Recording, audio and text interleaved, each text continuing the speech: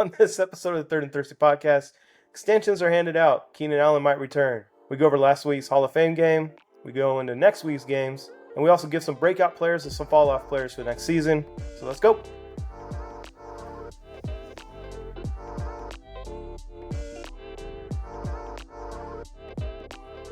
Welcome into the Third and Thirsty podcast, your one-pot stop for Broncos, Chargers, Raiders, Kansas City referee, and Taylor Swift free AFC West banter. I'm Alex Bell. I'm a Bronco fan. Been witness to 3 Super Bowls. To my left, Omar Rubio. He's a Chargers fan. He has never seen his team win a Super Bowl. To my right, I have Edgar Larios. He's a Raider fan. He's never seen his team win a Super Bowl. He never will see his team win a Super Bowl. Neither will Omar Rubio because their teams are trash and probably always will be. We're back.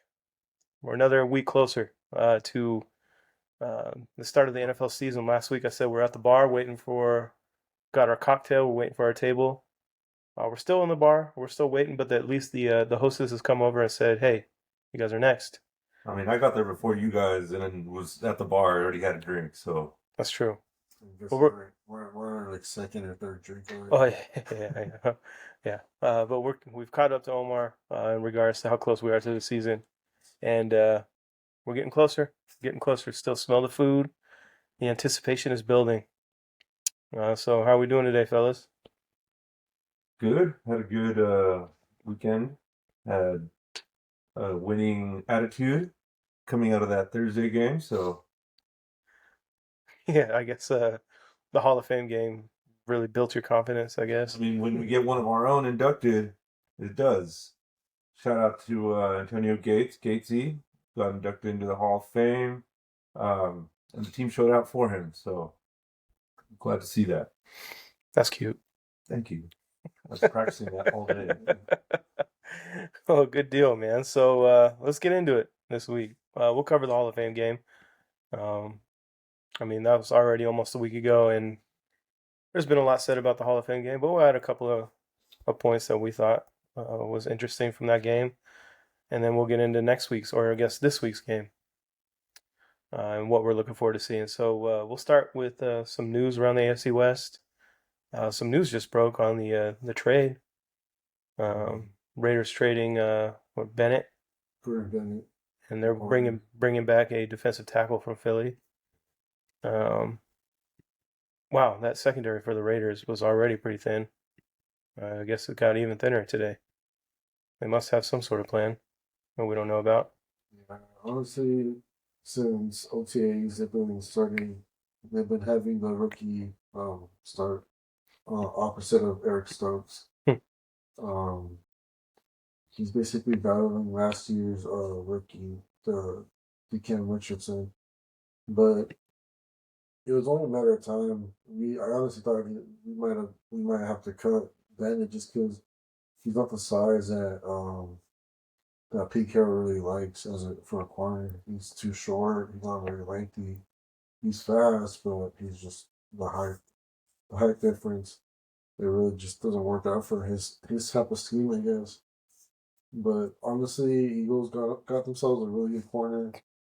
I don't know who the hell this defensive tackle is, but he is big and stat-wise, I mean, he's just a run stuffer. So I'm pretty happy who we got. It's just having enough time to see how it works out. Yeah, you got to bring a replacement for Christian Wilkins. Hopefully, ain't going to go in there and start kissing people. Allegedly. Don't sue me. Allegedly. Yeah, I mean, it's not a bad place to go get a D tackle from. You know, those Eagles turn out defensive tackles or defensive linemen like no other. Yeah. No. So, yeah, pretty interesting having a trade come in this time of year. And just in time for the Third and Thirsty podcast to give a reaction to it. So live breaking reaction to this news. I haven't really seen anything about him, so I can't really say much. So yeah, but they really just look like a run stuffer, a big bottom dude. So hey, just like we said in one of the last pods that there was a hole to fill, and so maybe this is what they did to fill that hole. Yep. Some other moves made here in the AFC West. Zach Allen getting an extension. So this is the second Bronco in a week to get paid. Another team-friendly deal. 4 years, $102 million. Looks like $70 million guaranteed. So big payday, definitely deserved. Second team All Pro. Really held down the middle of the defensive line last year. Should have came prepared a little bit more with stats, but his rush win rate was top of the league, even better than Chris Jones, I believe. So really underrated player, even though he got second team All Pro. A couple years ago, the Broncos moved on from Draymond Jones. He went over to Seattle, and the Broncos brought in Zach Allen with his ties from Arizona with Vance Joseph. And everyone in Bronco country hated the move, thought it was a step backwards. I don't know what Draymond Jones is doing anymore, but he sure as hell isn't a second team All Pro. So the Broncos got the better end of that. Just goes to show George Payton knows what he's doing. So really building more of the culture there in Denver. If you play well there, you're going to get paid. Nick Benito, you're up next. So Broncos have some salary cap to play with now that Russell Wilson's falling off the books next year, and they're filling it with players of their own, the way it's supposed to be done. So nice to see Zach Allen get paid. Zach Allen, if you're listening, shout out to you, bro. Well, I mean, now's the time to do it. You got a rookie contract for a quarterback there, so you got the extra money to play with. Yeah, but definitely before we have to pay Bo, which we'll get into Sean Payton's comments from today, but if Sean Payton's right about that, we're going to be paying Bo a whole heck of a lot of money here in a couple years. Gladly. Another one, Colton Miller. He got paid. I got paid. From the beginning of OTAs, when he stopped showing up for OTAs, I mean, you are voluntary, so it doesn't really matter that he wasn't showing up to them. But the fact that he just manned up and just went to every single practice, knowing that he could have got hurt and the team was going to gone from him, but he stuck with it. He's been helping the rookies. He's been helping the offensive line get better. So yeah, he got a. I wouldn't say top left tackle, but he definitely got the money that he's worth. So it's it's a good picker. I mean, good contract. Was 66 million for 3 years extended. How many guaranteed? I think 40. It's pretty solid. It's always good to lock down that left tackle position, especially if you could do it in house. I forgot how much it was guaranteed. But Yeah, That's still 66 for 3 years. Was that 23 a year? it's Or 22 22 a year? Yeah, 22. solid math. I guess I can't do Knocked math it out of the park there, Omar. Good job. Can't do math anymore. It's okay. We all got a calculator. Like teachers didn't believe we were gonna have growing up. But yeah, so he's ranked at 12 lineman right now, the tackle. So that's basically where a lot of people see him at this point. So it's a good contract. Yeah, I mean, once you have a good tackle on your team, then it's just pay them. It's hard to find good tackles nowadays, especially you might find a good one, but it doesn't fit with your system. So if you've already got one in house, just go ahead and pay them. Yeah. Nope. Yeah, it's definitely the right move. Get him signed, get that taken care of for the season. On the Charger side, it looks like they might have someone coming back. Yeah, familiar face. They brought in Keenan Allen over the weekend for a workout. He left the building. There was no contract signed at the time, but I just think it's because all of Chargers were in Canton, Ohio, going to the Hall of Fame game and sticking around for the weekend to see one of their own get inducted. So, I mean, I don't think they would waste his time or their time, and especially get all the fans, hyped up about it if it wasn't going to happen. I think the workout was just kind of a formality, see if there's any injuries there. Maybe he's just waiting on the physical to come back clean, and there'll be a bit of a sort of a deal done soon thereafter. Chargers have plenty of money after that Rashawn Slater deal. They opened themselves up to they have about 31 million on the cap or under the cap for this year, so they have plenty of money to spend. Yeah, I mean, it wasn't super surprising seeing him going over there. Kind of felt like once Mike Williams retired, it was just a matter of time before they were knocking on Keenan Allen's door. Yeah, I mean that's why they brought in Mike Williams. I mean, it's not the style that they need with Keenan Allen, What's your style? but um, it's a familiar face for Justin Herbert. Somebody he's super comfortable with. Last time they played together, he had over 100 catches that season. Yeah. So it's just the chemistry's there, and if you have a room of receivers that are super young, then that veteran presence is needed. Yeah, Keenan Allen left and found that grass isn't always greener when you go over and play with Caleb Williams. You guys see Caleb Williams? Yes, yes. Hilarious. I've been saying, man, you guys know me. I'm a Caleb Williams hater. I have no faith that he'll grow into what he was supposed to be. Not even if he gives you a flower, put you in your ear. Yeah, no, especially that and his painted fingernails and everything that comes along with Caleb Williams. Yeah, him missing all those throws against or into the net, and then throwing a little hissy fit after. That sounded more than a hissy fit there. Yeah, I mean, it's just one of the problems with Kevin Williams, right? His body language just for a franchise #1 overall quarterback, very Jay Cutlery. That's a nice way to put it. Yeah. A nice way to put it. Yeah, so just another sign that I'm going to be proven right on Caleb Williams there for sure.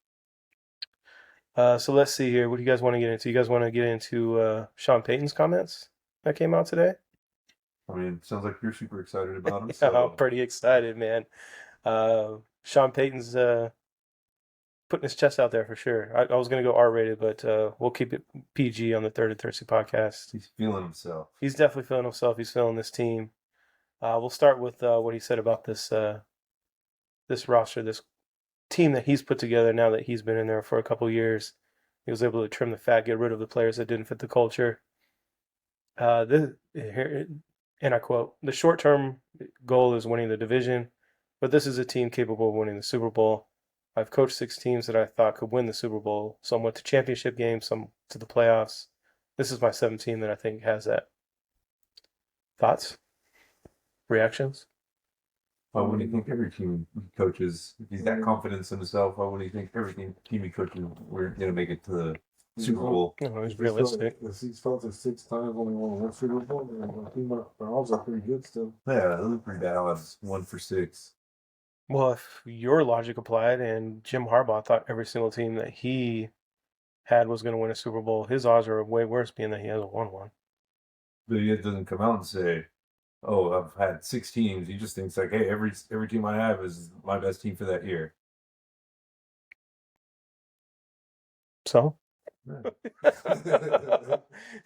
I'm sure he thinks that, but Yeah, like what else are these coaches supposed to say? No, this team sucks. We're not even gonna make the playoffs. We'll be lucky if we get 5 wins. well, if he didn't think that they were capable of winning Super Bowl, then he just would have said, "Yeah, you know what? I think we got a team that we're building, and the future looks good." Yeah, that translates to we suck this year, and maybe in like 2 to 3 years, maybe we'll do something. Maybe so. I mean, maybe that's what Pete Carroll should be saying. Yeah, that's what I'm saying. Coaches are gonna say what they're gonna say. They're gonna try to hype their teams up. They're gonna try to get them, I don't know, try to get some noise around them. Try to get some views as far as like the. You think Sean Payton's worried about views? Come on, man. You guys don't know Sean Payton very well, then. He don't give a shit what people are saying about him. He's just saying what he thinks about his team. Probably does because he likes being right. So he likes people listening to him being right. Oh, he likes being right, but he doesn't care if people are saying he's going to be wrong. Matter of fact, he probably enjoys it. He did that with Bo Nix last year. Everyone was downing that pick. We'll get more into Bo Nix again today. Having to shut down the worst takes ever on Bo Nix. Bo Tits. Bo Tits.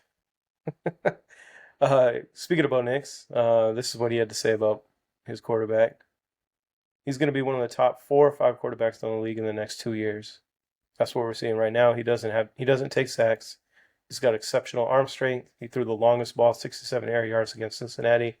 He could run. He could throw in funny body angles. Hey, he can. So, thoughts? Worries? Concerns? Not worried or concerned. Just won't think it's gonna happen. Well, it's going to suck for Charger fans knowing that Herbert's not only going to be the third best quarterback in the league once Bo Nix really takes off this year, but also the second best Oregon quarterback. So, I mean, Bo might be the oldest Oregon quarterback at this point. What is he? solid joke, but you can Google that real quickly and find out that's not true. It's not. He's probably only like a year behind Herbert, even though Herbert's been in the year 3 years, 4 years longer than him. But that's cool. This It's going to sting even more when Bo Nix outplays him this year. Less experience. Okay. I think he will. Edgar, have anything about Geno Smith being better than either one of these guys again?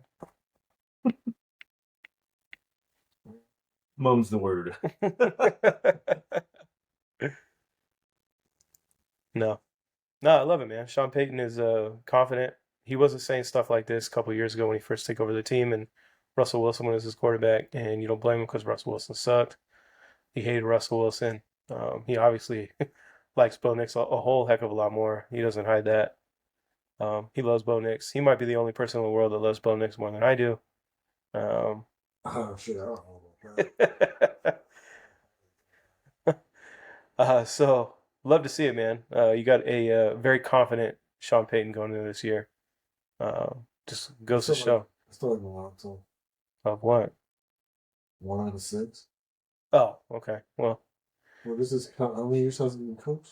I don't know off the top of my head. A couple of decades. He won in 2006, so a couple years before that. Mm-hmm. So at least close to 20 years. 20 years, and he's only felt that. He's had a Super Bowl team once or 6 times. Yeah. So I don't understand the knock on this. You guys keep bringing that up. I don't get the whole hype about it. Like every coach would say this. The knock on it is that then why hasn't anyone else said it? He felt that he's had a Super Bowl team, but he's only won the Super Bowl once. He has a team capable of winning the Super Bowl. That doesn't mean they're going to win. Capable. That's like almost every team. No, it's not. Yeah, it is. You think the Browns are capable of winning the Super Bowl this year? You think? The hold coach on. probably thinks they do. No, he doesn't. You think whether he believes it or not? Behind closed doors, he absolutely is not saying we're winning the Super Bowl this year, and neither is Pete Carroll, whether you like it or not, Edgar. Harbaugh probably is. He probably thinks that team is capable of winning the Super Bowl. The day he signed. For sure. See, that's what I'm saying. There's coaches that will go out there and say things just to get their team hyped. You're saying any coach would say it. No other coach has come out and said that this year. Because they're smarter than that. Just like no, they don't come out and say it, but they'll say it like to their team, like, "Hey, we think we got this team. We have a special team." They always say things like that. We have a special team. We can do special things. They're not going to go out and say it because then it just like comes back and bites them in the ass. And maybe Sean Payton, you'll keep going back to Sean Payton doesn't care. He does. He's not afraid to say things that he's wrong about. Remember, he said all that shit about Nathaniel Hackett, and then they lost to the Jets that year. That sucked. Exactly. So there's no. But he wasn't afraid to say it. I don't see any reason to blow it up. They're not bring it up because this is what we're about. I was gonna say, well, shit, on my bad. No, this is what we're about, but there's no reason to blow it up. No, there's no reason to think like that. For me, at least. For you, of course, you're gonna. I would say the same thing for the Chargers. Yeah. Well, my bad for bringing it up. He's got to reach for the clouds, reach for the stars there. Yeah, well, no, my bad for bringing it up. I'll delete it from the final episode. I thought it was pretty damn interesting. So we'll move on. Yeah, I don't really get into the noise that they make up on the stands, up at the mic. They're gonna say what they're gonna say. Most coaches say the same exact thing in mix different words around. We got a special team where we got a chance to do something special. It's basically saying the same thing, to me at least. Okay, well, let's move on. We'll look at the Hall of Fame game last week. What did you think of your third stringers and insurance salesmen? That our third stringers were way better than the Lions' third stringers. Yeah. So, I mean, that just goes to show if anything that came out of that game, that our depth is way better than it's been in the past couple of years. And nothing more than that. If we bring somebody in, if somebody goes down, we bring somebody in, at least it's not going from like a 80 to a 5. maybe like a 25 or a 30. You know, I'm not saying our third stringers, oh my God, they're the best. They could start on any other team. But I'm going to be real. Probably won't. No. But hey, we had some good players out there that get some playing time this year. I just wanted to shout out that I was super right about those two players that I said, the rookie players that we called out for last week. Nico Reed was one of them on defense, came up with a big interception in the first quarter. And then Keandre Lambert-Smith, KLS, had a touchdown and a big 30-yard reception as well. So just goes to show you, us on the Third and Thirsty podcast, we know what we're talking about. Yeah. Deep dives back into the roster dudes. That's us for sure. Yeah, I mean, it was just nice to watch football again, right? Yep. Even though those guys that were playing, most of which we're not going to see again, it was fun to see some of the stars get out there.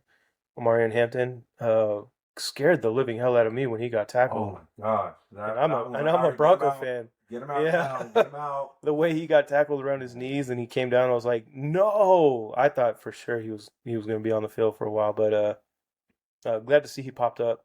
Nothing came of that, right? He was fine. He was fine. Okay. He actually broke through for. He only played that, I think, one series. He broke through for like an 8-yard gain, which there was like nothing there, and popped through a seam and picked up 8 yards. Nothing crazy, but little flashes here and there. Yeah. Football's back, so of course I had to go on to underdog and throw in my little parlay, which I almost hit, but it was the Lions' backup quarterback. I forgot his name. He should be nameless from now on. He was terrible. He was horrible. I don't know. That fool had a horrible. And he's actually started some games in the NFL. Mm-hmm. I think he started for Carolina. Did he? Yeah. Hendon Hooker? No. I don't remember. Kyle something. It was Hendon Hooker who I had. He was the one that played in the second half. No, yeah. Kyle something played in the first half.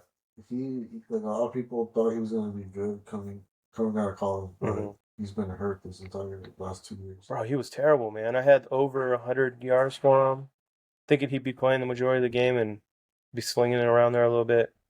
But every time he dropped back to pass, it's like he couldn't see the field or something, man. He was just getting hit. He never got rid of the damn ball.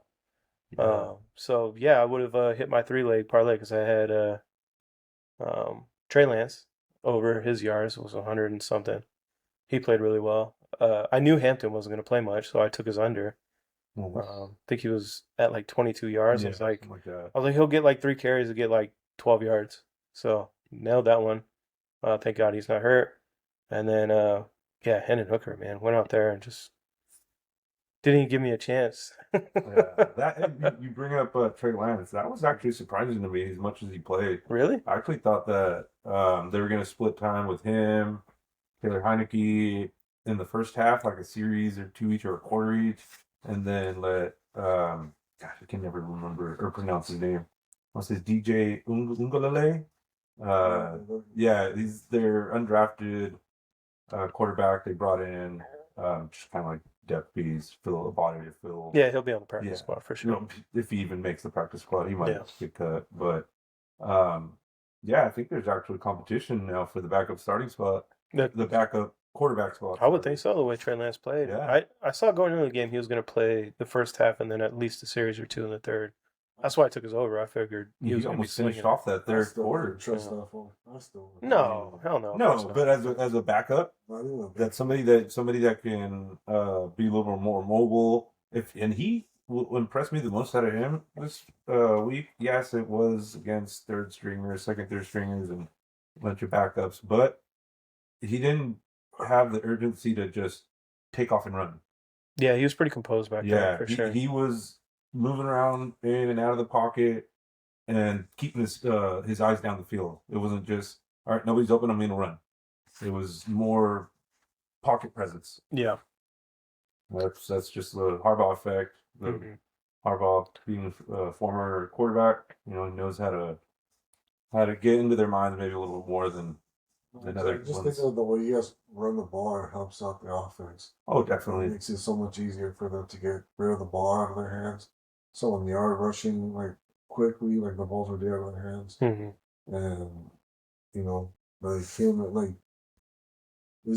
it's an easier an easier playbook,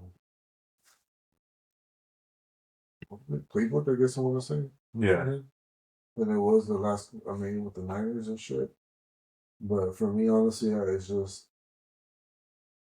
I mean, yeah, he played really good with third stringers, but yeah, like when it comes down to the playing starting, like I've seen him with the Dallas Cowboys, I've seen him with the Niners, I've seen him just too many teams where I'm just like, yeah.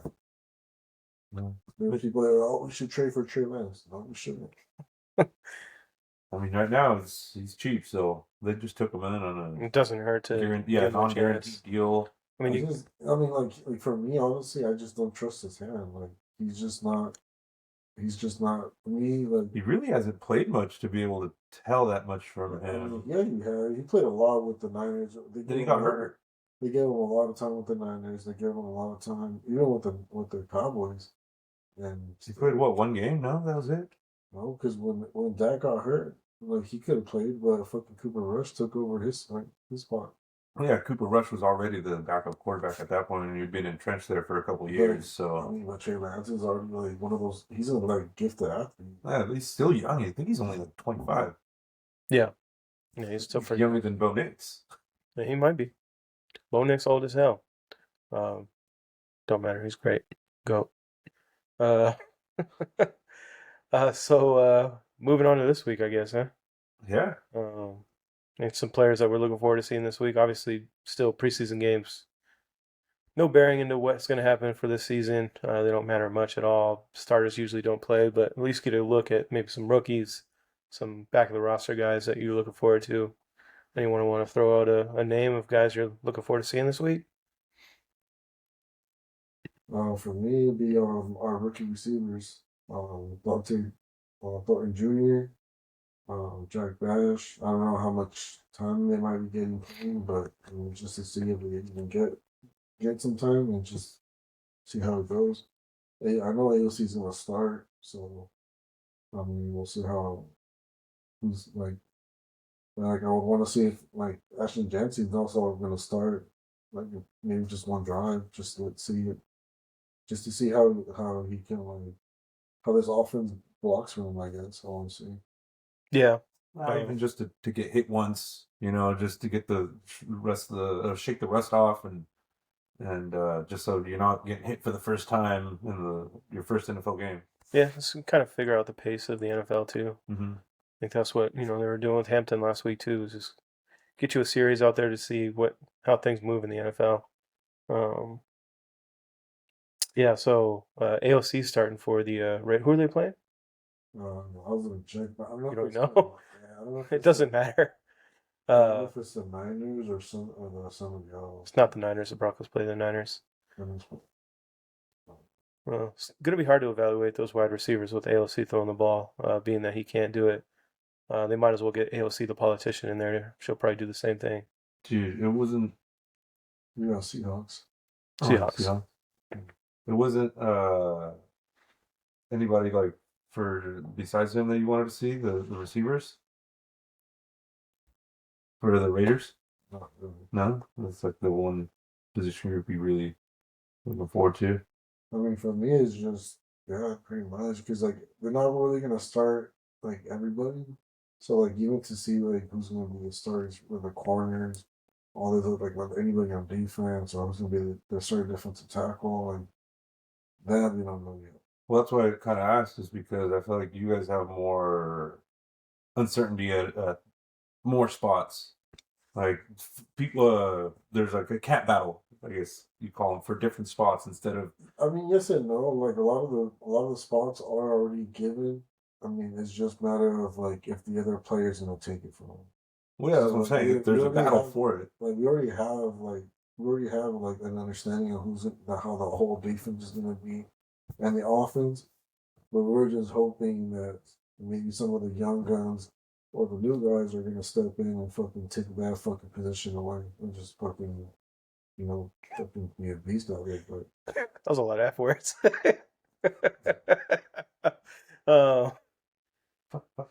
Well, yeah, I mean the Raiders suck. They have a really shitty roster, so there's gonna be a lot of battles. It reminded me of you guys remember Drumline? He challenged for a spot. That's what the Raiders are doing. If Antonio Pierce was there, he would have said the camp battle be, let's see who can say Raiders the Raiders. best. Then you win your spot. Also, you have to tell me 3 NWA songs. Uh, um, what about you, Omar? Anyone that you didn't really see last week you want to see play a little bit more, or maybe step up a little bit more than they did last week? Yeah, actually, I did want to bring up Junior Colson, middle linebacker, drafted last year out of Michigan. In Jesse Minter's basically same scheme, but just second year in the league, and he just seems like he's just still a step behind. I know linebacker is a really tough position to transfer over from college to the pros, but I don't know. You would think that it would just come a little more natural. Run the same scheme you were in college. Yeah, these guys a little faster, but that should give you a leg up. And it just seems like a lot of the times he was a step behind, kind of like stuck in the mud, Hmm. kind of just like late at identifying the plays, which that's something that I thought would come a little bit more natural, more easy for him. Like I said, just knowing the playbook, not trying to learn the playbook because you already know it. But I don't know, maybe just the game speed's a little too much for Yeah. him still. He did have a lot of injuries last year, so he didn't really get on the field too much. So I was hoping that this year he would kind of use the last year as like a redshirt year and then kind of jump into it and take over the starting spot next to um, Dalen Henley. But yeah, it just wasn't. I'm hoping it was just maybe shaking off the rust, but and can come back this week and show a little something. But it's gotta pop this time. As bad as he played, it's gotta pop. Yeah. Okay. Yeah. Sounds like maybe he's just having some trouble adjusting to the NFL and game speed and Second figuring year out what though. offenses are doing. Yeah. Uh, Okay. Well, what about you? I mean, just the rookies, man. I mean, a lot of players from the Broncos are returning from last year, and we know how they look. So uh, it looks like Sean Payton's going to play some of the starters here week 1. So he's not afraid to play starters in the preseason. So we'll see the first team offense out there probably for a series. At least that's what it sounded like now. So Bo will get out there for a series. Looking forward to seeing what RJ Harvey could do in Dobbins. Seeing if the Broncos could shore up that running game that last year was terrible. Um, as much as I love Javonte Williams and Julio McLaughlin, they just played terrible last year behind a really good offensive line. So hopefully, with some new blood in there, uh, they could really turn that around. That was something that was really missing from the offense last year. So it'll be exciting to see what Harvey has. Obviously, his big play potential is really what stands out with him. We'll see if he could break out a long run. That'd be exciting. On the defensive side, I mean, I guess it's Barron.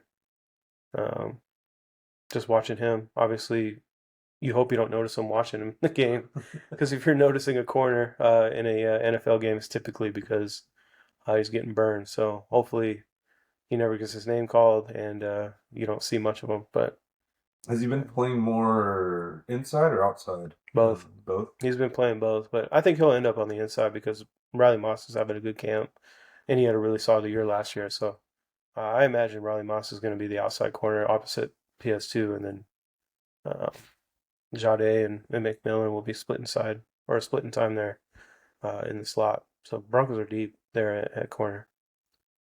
Right. Yeah, Greenlaw looks like he's dealing with that quad injury. Edgar put that into existence, and was probably really excited to see that he came up hurt last week. Um, but yeah, no, he avoided a serious injury. That's why. We were scared there. I think it was the week that you weren't here. We talked about it a little bit, Mm-hmm. and I was like, dude, that was probably Edgar from Hawaii doing something out there. He's not breaking down all Edgar's online can predict that.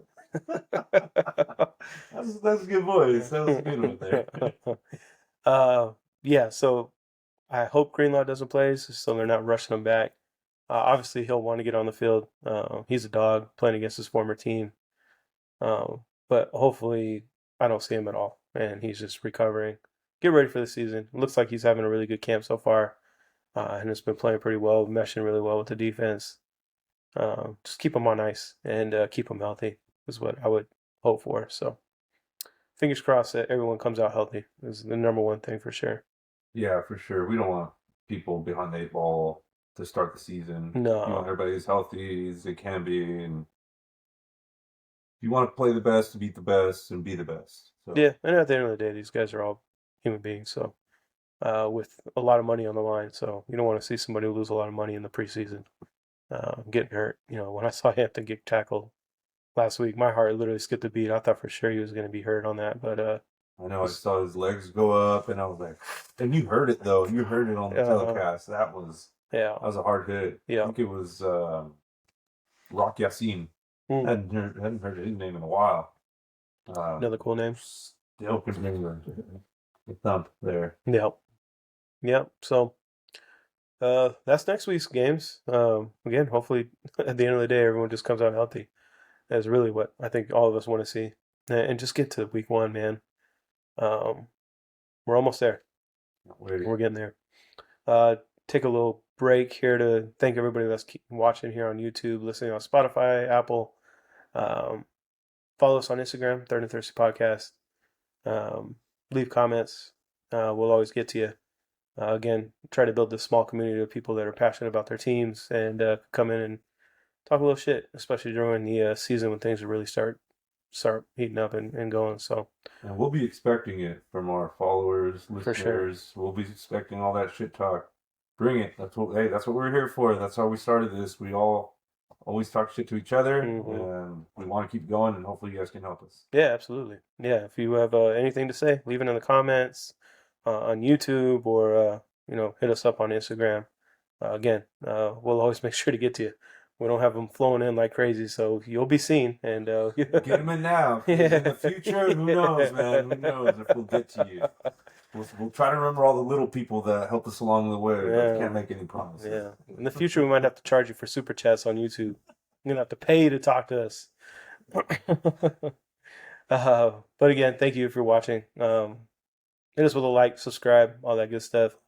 Most of the people that watch us on YouTube are not subscribed, so if you're one of those people, hit the subscribe button, man. It just takes a second right there. Really helps us out. Yeah, we're trying to get this thing going, man. So the hardest thing to do with the YouTube channel is getting it off the ground. And we got a little bit of a start, but we're floating. Yeah. Floating a little bit. Yeah, we're still alive. We're still alive. So let's get into some breakout players and players that we expect to flop. What do you guys think? I can start it off. Okay. Now we did this a couple months ago, but that was way early. Just trying to find things to talk about a couple months ago. Now that we have a couple of weeks of training camp, and the rosters are starting to take shape, we have a little bit an idea of how the roster is going to look and how the depth chart's going to shake out. So we might have some different perspectives than what we had a couple months ago. So go ahead. Yeah, so my breakout player, it's definitely going to be different than what I said a couple weeks, months, whenever we did it. It's going to be KLS. He's really been popping. Keanu Lambert-Smith, of course, again, I'm going to go KLS because that's way easier to say. It's a cool name. Yeah. But yeah, he's been shown out, and in the most shown out sense is that every practice he's making plays. In this first game, he made plays, and it's evident that he understands the game. It's evident that it's not too fast for him, even though he did play against second, third stringers, whatever. But in practice, he's doing the same thing. Multiple touchdown days, just in the right spot, and he's already talking, or Herbert's already talking about him. So you already know he's already building that rapport with Herbert. And the faster he does that, the better it is for him because he does have game-changing speed. So that's in its own, that speed is, I think, what's going to help him break out this year. Okay. Yeah, I mean, I'm kind of a similar thought. I think a couple months ago, my breakout player was Marvin Mims, even though he's been in the league a couple years and has been a Pro Bowler as a returner. And I still expect him to have a good year, but the guy who's been having the better camp, really sticking out and looking a lot different than he did last year, not only in how he's playing, but also looks like he's put on some weight and is adding some different aspects to his game. It's Troy Franklin. Got drafted with Bo Nix out of Oregon, played with him in Oregon. Um, had some flashes last year, had that touchdown in the playoff game with the Bills, but also had some opportunities that he didn't take advantage of and some drops. So first and foremost, that's what he needs to clear up this year. It looks like in camp he's had much better hands, but he's also running a lot of different routes. He's not just a speed guy, those so far here in camp. So um, right now, he still looks like he's behind Vele and Mims when it comes to getting touches. So it might not be early in the year, but I think as the year progresses, Troy Franklin's going to really creep up and be that second option in the offense, especially since he already has that um, relationship with Bo Nix, playing for a couple of years there in college. So I think Troy Franklin is a guy. Plus, he changed his number from 16 back to his college number of 11, which looks a lot better on a wide receiver, especially a speedy wide receiver. Yeah. 16 is kind of, I don't know. Wide. Yeah. 11 makes you skinnier. Yeah, you look way faster. Less fabric. Yeah, you look way faster. So, No, the reasons that you pointed out for him is the same reasons that I have for KLS, is that he's going to have to beat out a couple guys to get more snaps, and that's why I think he will be the breakout player. For the same reasons. Yeah, it might take a couple months into the season, but I mean, the more experience he gets, hopefully he could, again, do a better job of holding on to the ball next season. But if he does, I mean, he could really take off. I'm going to put my stamp on that now. At the end of the season, Troy Franklin is wide receiver number 2, and has had a really solid year. So, looking forward to that. Edgar? Well, I don't remember who I picked last time, to be honest. But I think my Breakout Players will be Michael Mayer. Ever since the OTAs and all these practices have been going on, I've been hearing how much they're trying to include him into this offense, and not even mentioning that when the Dolphins ended up trading, what was their court? The tight end? John Smith. To the Steelers, and they were looking for one, and they literally told them, the Raiders ended up telling them, no, we're not going to get rid of him. It just made it like even more obvious that he's going to be a big part of this offense. They're definitely going to be going 12 personnel, and even like when he was in college, like this dude was considered one of the top tight ends, right next to fucking Bowers. So it's going to be very interesting to see, when we hit these 12 personnel, and like to see where the ball's going to go to, because it can either go to Bowers, go to Mayer, you can go to Ashton, it can go to any of the receivers. So it's gonna be pretty interesting. Or it could go into the ground as a sack. I'm being realistic here, though. Yeah. If the Raiders could have a really solid tight end too, and pair him with Bowers, that'd be pretty scary, honestly. I mean, a team with 2 really solid tight ends could be really tough to get to cover. I mean, not for the Broncos because their defense is so good. We got Greenlaw and a bunch of help there from the corners, so it won't be shit for the Broncos. But I mean, other teams will be tough. I mean, or the Chargers. Sorry. True. Like you said, you brought up your 2. You got Derwin James, Daniel Hanley. Mm-hmm. Yeah, tough defenses. But Raiders gonna need something. It is going to be tough to deal with for sure. Yeah, that's a lot of mismatch or matchup problems there for sure for other teams. As much as I want to talk shit about him, it is going to be hard. If he plays really well. Yeah. Which he definitely can. He can if he has the confidence. I think that was the only thing, was just the lack of confidence in himself. I mean, he does look like a nerd, so I would lack confidence too. He had an interview, and he was really talking about where he is right now. He's like, I'm super happy to be here. I can't win. Feels like it shows that he's winning, like he wants to be here. It shows that he's won, like he wants to play, he wants to win. So as long as he's at the right state of mind, and You know, if Gino does his job, I think he's gonna have a really good year. Yeah, Next 2 dollars. you can. Reading here too, the Raiders actually signed a tight end today too, former Bronco, Albert. Alberto, I saw Yeah, that. Alberto. Which I'm gonna check it. I'm gonna take a stab at his last name. I've been butchering it ever since he got drafted. Albert Okwegabom. Okwegabunam. Alberto. Alberto. That's a good check because I couldn't even get a half. It's tough, man. He had flashes with the Broncos this rookie season. Had a lot of hope for him, and it just didn't work out. He was a fourth round pick, man. I don't think he's gonna be. He's definitely there just for can't bother. Yeah, for sure. I mean, maybe competing to. Unless he's a really good blocker and they need a blocking is not. tight end. He is not. Okay, then no. He is definitely not. That was the big knock on him. He cannot block for shit. So You know why they probably brought him in? It's because he was with Pete Carroll in Seattle.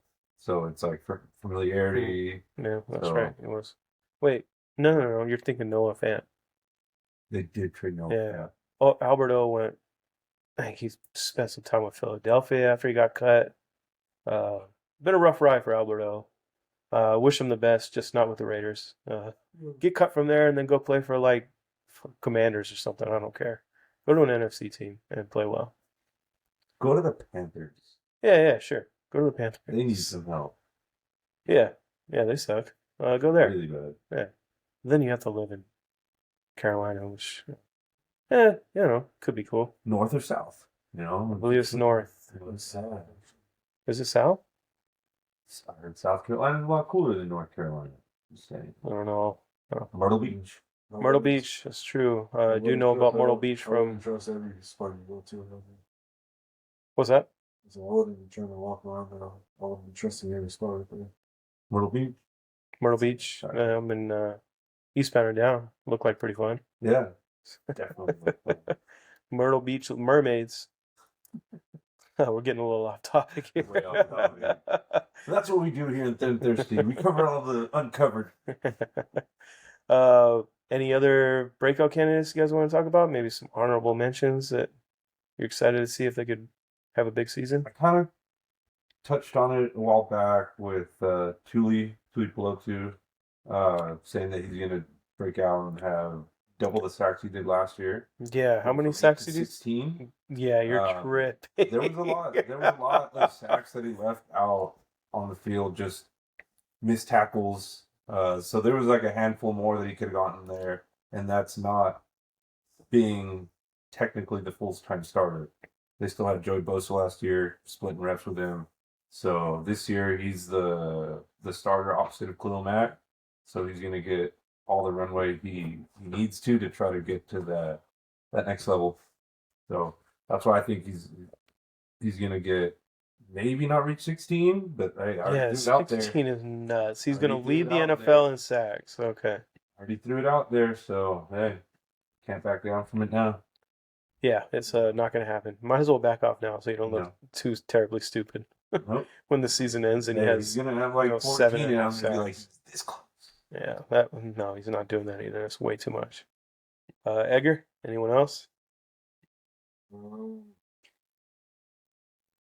gonna try to think so from your guys' team. A little nice. Let's hear it.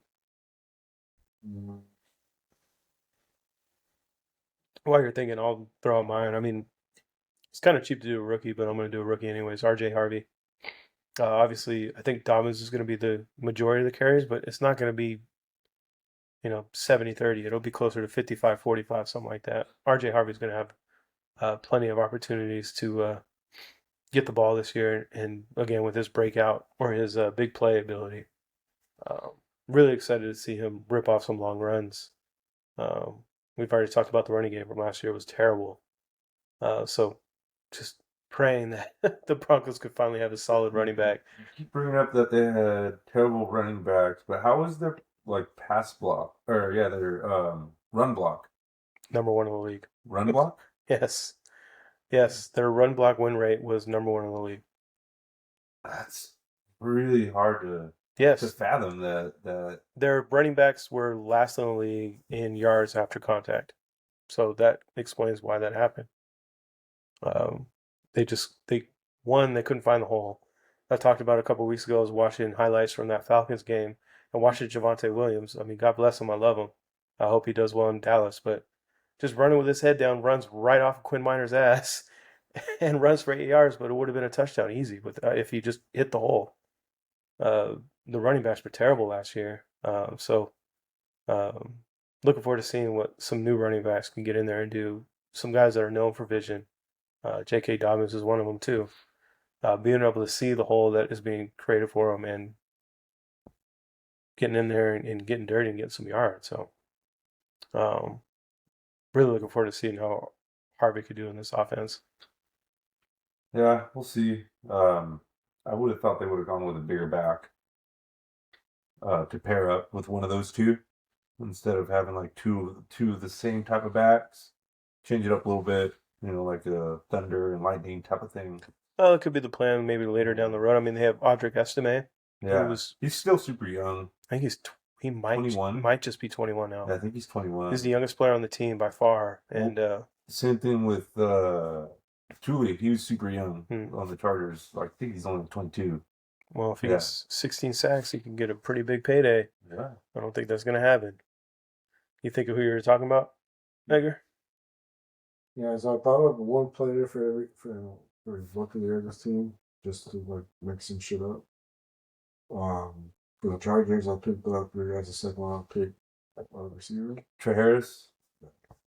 Well, some opportunities. That wide receiver room sucks. The reason why is because that's basically it. Like, we don't have anybody else. Not as bad as you guys think if KLS steps up. No, I mean, yes, you're definitely going to have the players to win games, but when it comes down to actual playoff games, that's where you guys are going to be like, one of these guys needs to step up and just can't be like, I get you. Whatever, it has to be like, I'm going to step up. Like, it would be better for the Chargers if Trey Harris stepped up because he's more of a typical X receiver, but he's just not getting. And the reason why I feel like he's going to be the one like being better is because McConkley is going to be fucking covered like crazy. Like a lot of the fucking play calling is going to be considered going to him until you guys prove them like, okay, now we gotta switch it up. So unless anybody else is stepping up and asking for the ball and it's being like super difficult, they're gonna continue just double covering baffle. And like, I mean, you guys are gonna be able to run the ball and everything, but you guys are gonna be able to you guys have to like try to balance somewhat. No, definitely, I get you. The only reason I say KLS over Trey Harris is because he's just been making more noise in the off season and camp. First game of the preseason, he's already making plays.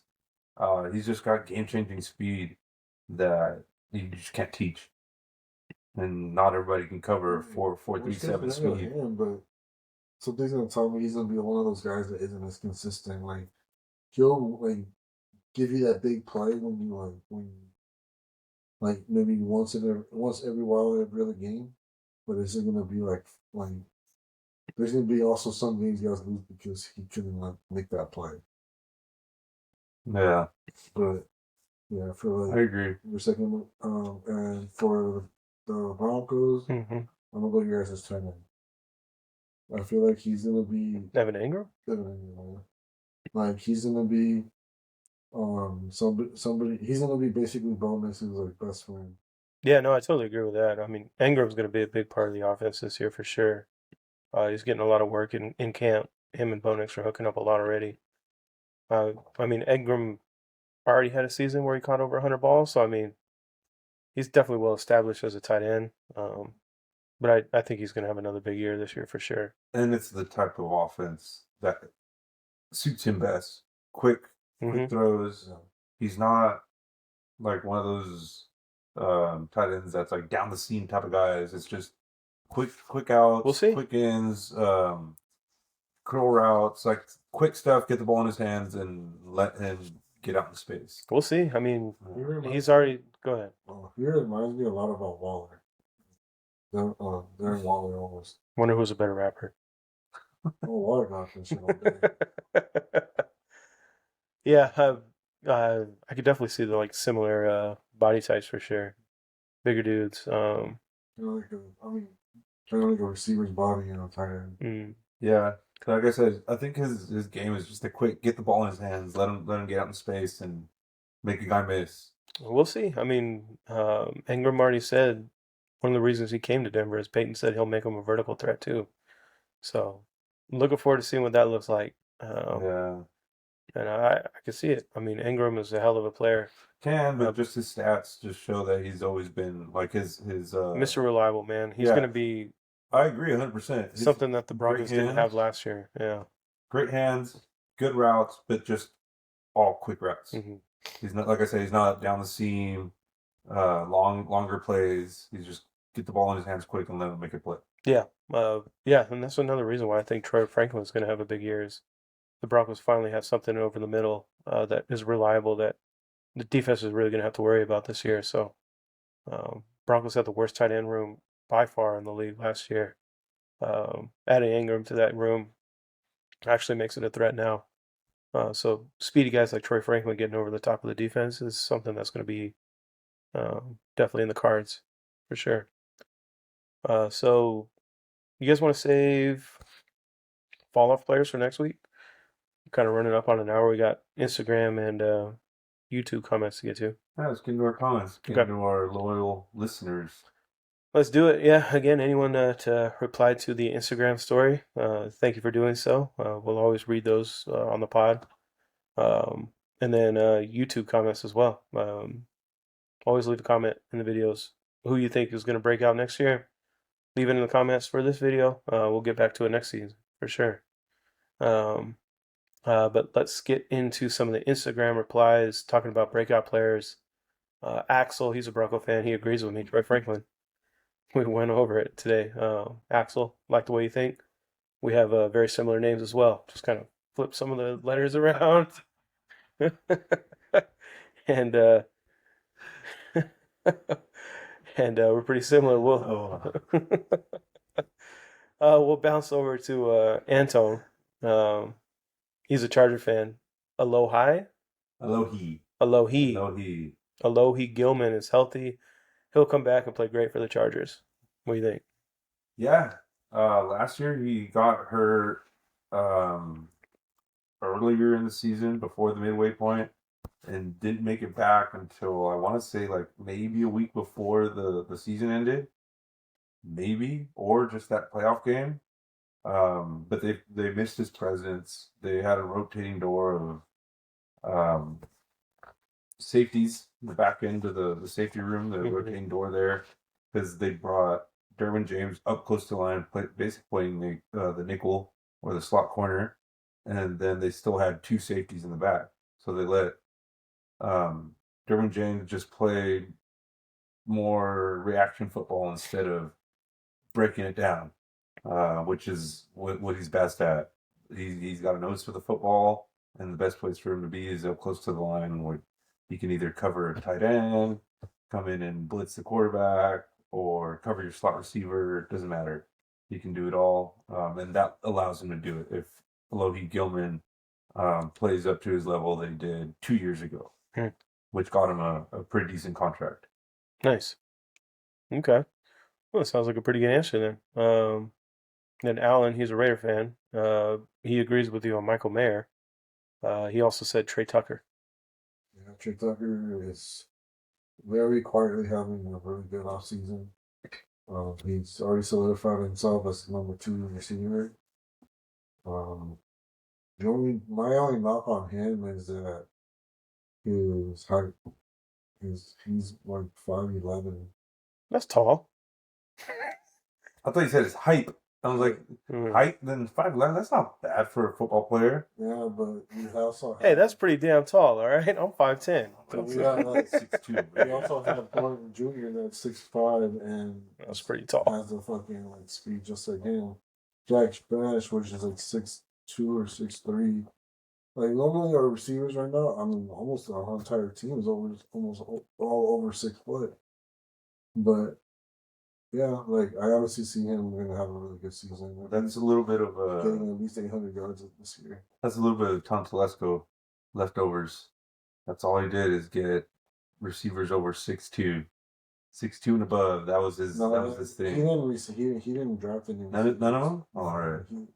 This year's receivers that were over 6 foot was The new regime. the new regime.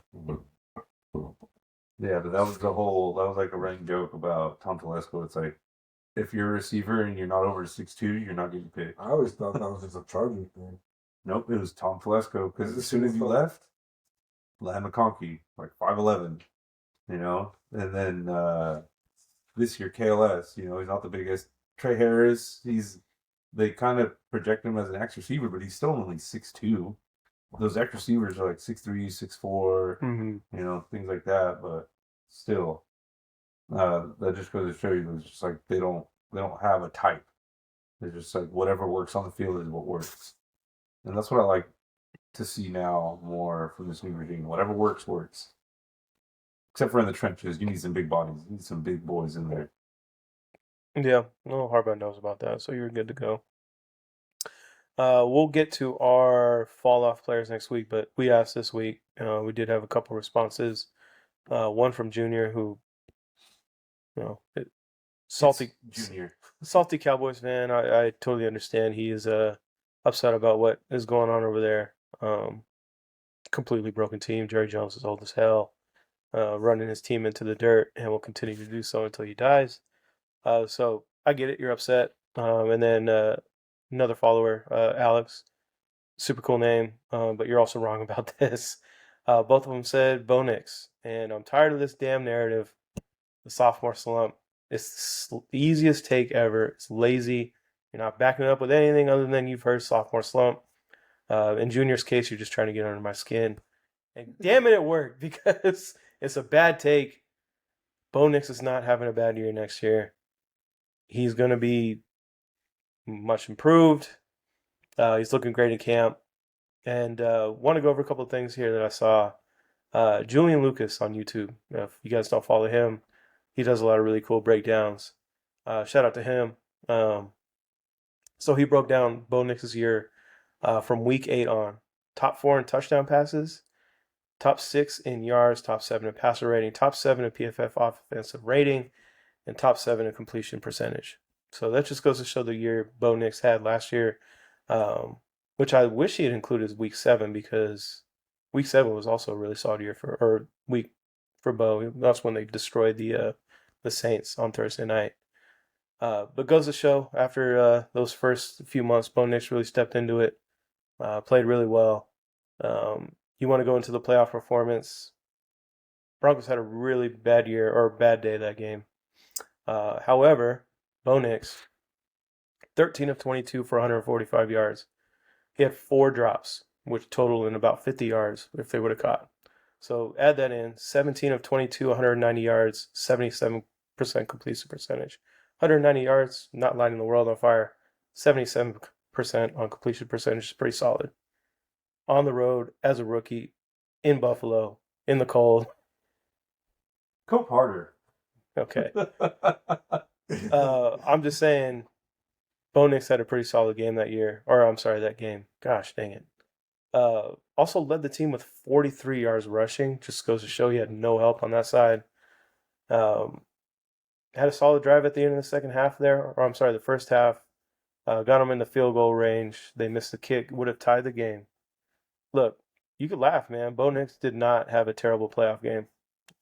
If you just looked at the stats, you're a casual fan, I get it. But if you watch the game, Bo Nix actually had a pretty solid day for a rookie. All those things you just said that you said it wasn't all on him. You say the same thing about Herbert in the last game that he played. Oh, no, I missed the part where he had 5 interceptions. Just flip it.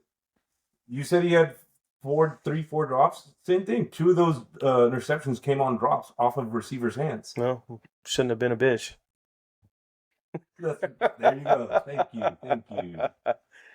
I'm just saying, Bo Nix gets a bad rap. This whole sophomore slump thing is ridiculous. Taking everything I just said about last year, this year he's going to have a much better run game with running backs could actually know what they're doing. He has Evan Ingram, obviously another weapon, someone that's really going to open up the middle of the field. We've already talked about it. Still has a great defense, even better on paper, and the offensive line that he had last year that was best in the league, at least top 3, and that's not something you can even argue. All coming back. So, again, weak ass take. That's a Nick Wright take. Nick Wright, more like Nick Wrong. Thoughts? Segment was fucking just Alex just. I'm venting. I'm tired of the take. It's lazy as hell. It's so lazy. And it's just people that hated on Bo Nix coming into the draft want to say that they're still right about him. They're not coming to grips with the fact that they were wrong. And they have, 10, 15 years of watching Bo Nix rip the team or rip the NFL apart. So, again. Maybe 10 years of him being mid. Yeah, okay. Yeah. Top 4 in TD passes, top 6 in yards, top 7. That's all mid.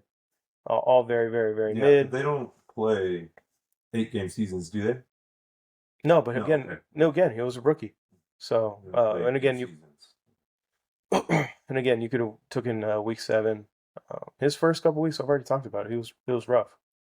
Outside of that Bucks game, which was week 4, week 3. But all came together. So.